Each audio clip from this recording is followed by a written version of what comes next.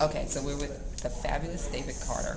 I say fabulous because David Carter. It's on my business card as well. Exactly. From Awareness Inc.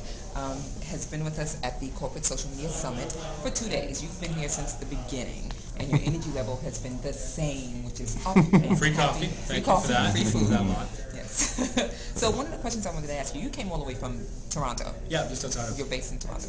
What brought you to this conference? I mean, all the way to New York. It's a different conference. It's nice for what's corporate, which is our audience. You say social media, you're talking about a lot of people, right? There's everybody on Facebook. Exactly. That's not our market. Our market is brands who want to manage what they say and how they say it across multiple channels. Right. So it's been a great conference, very focused. The audience is all, corporations and brands that aren't new to this. They've been doing it now for a year, and they're ready to go to the next step. So great show. So when you came here, what did you specifically come to get out of it, as well as give? Because your peers are here, your clients are here. Yeah. You want to hear what our clients or potential clients are saying. What are their pain points? I'm the CTO, so my job is to make sure that the product stays ahead of the need. So, we want to hear, I'm having trouble with this, or we don't understand this, because those become future features. And we want to see how far some of these customers have come. We talked to them on a show last year.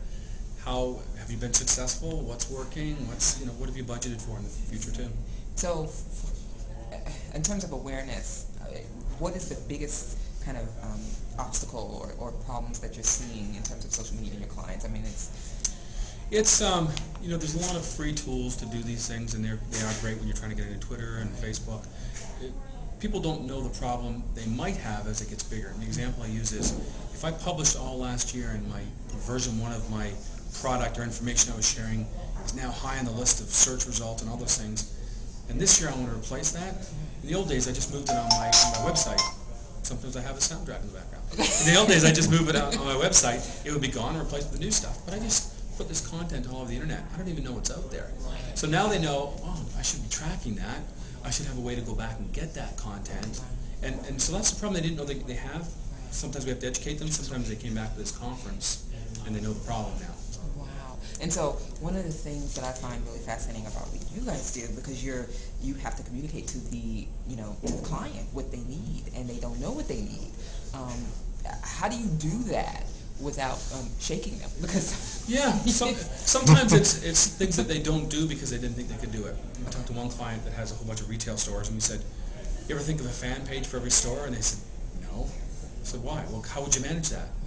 "Well, if that's your obstacle, that's the job of the tool vendor to fix." So, what if I said you could publish once, check off a whole bunch of fan pages, and your corporate message would go to all those places, and then those audiences that are very hyper-local could you get the best of both. Oh, well, if it wouldn't be that hard, I would do that, right? So it's, there's things that 6 months ago were impossible to do. Now it's easy. Foursquare is a perfect example. We just launched a Foursquare publishing channel. So I could publish a tweet, and let's say I own stores around the United States, also publish a to-do inside all those stores, so that pops up when they check in the same click, one click. Right.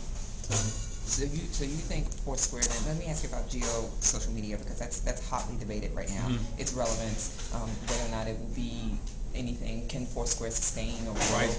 I mean, do you really using it? You use it? I like it. It's a bit of a game. I don't want to make those bets. I want to make it easy for the customer to publish to so many places. They can pick a couple that die, but they've invested in the content to publish, and later off they check off some other places.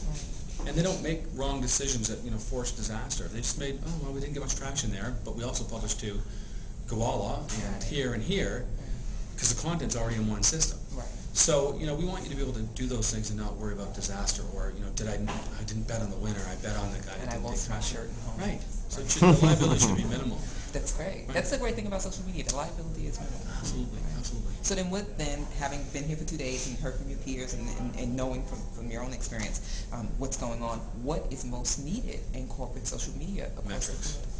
Mm-hmm. Everything you do, and our job begins when we publish something. That's easy. There's lots of free software to publish.